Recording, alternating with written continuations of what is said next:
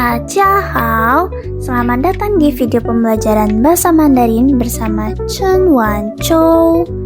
Kalian ngerasa nggak sih, dalam kehidupan sehari-hari, kita sering menggunakan kalimat yang terdiri dari dua bagian yang saling berhubungan. Kadang satu bagian menjelaskan sebab, kadang menunjukkan pertentangan, atau menunjukkan syarat tertentu. Dalam bahasa Mandarin, kalimat seperti ini disebut kalimat majemuk.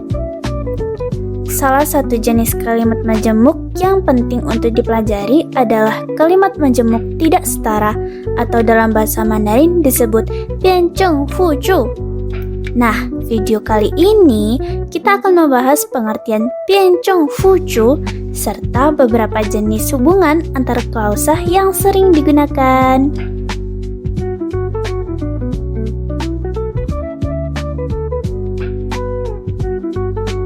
Bianzheng fuzhu adalah kalimat majemuk yang terdiri dari dua klausa, tetapi kedudukannya tidak setara.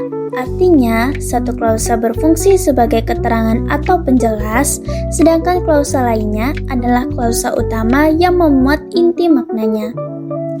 Dua klausa ini saling terhubung melalui konjungsi atau pola tertentu yang membentuk hubungan logis.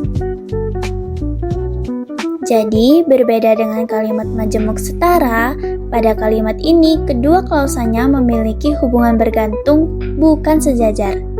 Sampai sini udah paham kan apa yang dimaksud dengan kalimat majemuk tidak setara? Kalau gitu, sekarang kita kepoin yuk, ada apa aja jenis-jenisnya?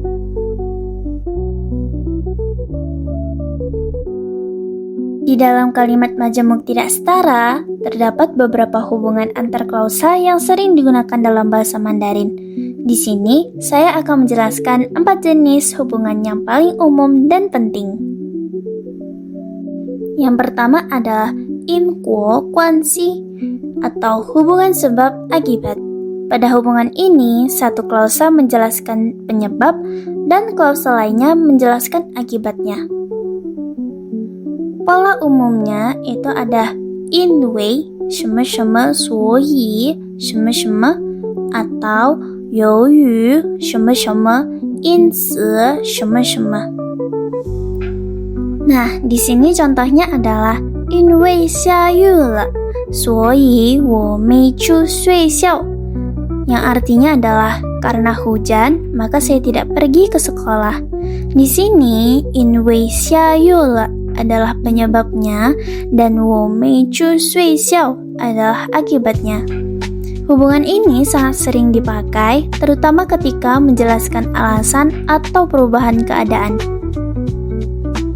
Yang kedua ada 串吃关系, yaitu hubungan pertentangan. Hubungan ini menunjukkan bahwa isi klausa kedua bertentangan atau tidak sesuai harapan dari klausa pertama. Nah, pola yang sering digunakan adalah 虽然什么什么但是什么什么 atau 尽管什么什么还是什么什么。Nah, contohnya adalah 虽然他很累，但是他继续工作 yang artinya adalah walau dia lelah, tetapi dia tetap bekerja. Pada bagian pertama, itu memberi kondisi subjek, sedangkan bagian kedua menunjukkan hasil yang berlawanan dengan ekspektasinya. Yang ketiga ada 家事关系 atau hubungan pengandaian. Hubungan ini digunakan untuk membentuk kalimat bersifat andaian, belum tentu terjadi, tetapi membayangkan kemungkinan. Pola umumnya adalah 如果什么什么就什么什么 atau 要是什么什么就什么什么。Nah, di sini ada contohnya, yaitu 如果你来，我就很高兴.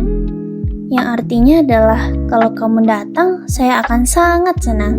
Hubungan ini sering digunakan dalam percakapan sehari-hari, terutama untuk menyampaikan rencana atau kondisi tertentu. Nah, yang terakhir ada 条件关系, yaitu hubungan syarat. mirip dengan pengandaian, tetapi biasanya bersifat lebih pasti atau lebih umum. Nah, untuk pola yang sering digunakan adalah 只要什么什么就什么什么 atau 除非什么什么在什么什么。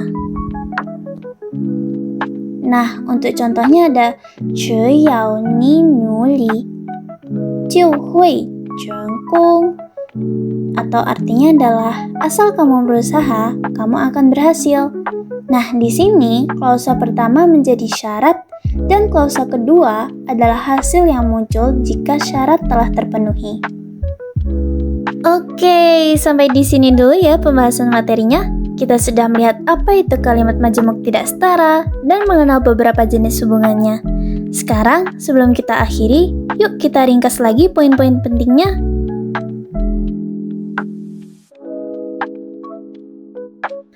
Sebagai rangkuman, kalimat majemuk tidak setara atau 辩证复句 adalah kalimat yang terdiri dari dua klausa dengan kedudukan yang tidak sejajar, di mana satu klausa berfungsi sebagai klausa utama dan klausa lainnya berfungsi sebagai penjelas. Dalam materi ini, kita telah mempelajari 4 jenis hubungan dalam 辩证复句, yaitu hubungan sebab akibat, pertentangan, pengandaian, dan syarat. Setiap hubungan memiliki pola kalimat yang berbeda dan digunakan sesuai dengan makna yang ingin disampaikan. Dengan memahami jenis-jenis hubungan tersebut, diharapkan kalian dapat lebih mudah mengenali dan menggunakan kalimat majemuk tidak setara dalam bahasa Mandarin. Demikian pembahasan kita mengenai kalimat majemuk tidak setara atau 辩证复句 dalam bahasa Mandarin. Semoga penjelasan dan contoh-contoh yang telah disampaikan dapat membantu kalian memahami materi ini dengan lebih jelas dan terstruktur. Terima kasih sudah meluangkan waktu untuk menonton dan belajar bersama. Semoga materi ini bermanfaat dan bisa diterapkan dalam pembelajaran bahasa Mandarin selanjutnya. Sampai jumpa di pembahasan berikutnya ya, dan semoga sukses selalu dalam proses belajar kalian. Bye-bye, 再见.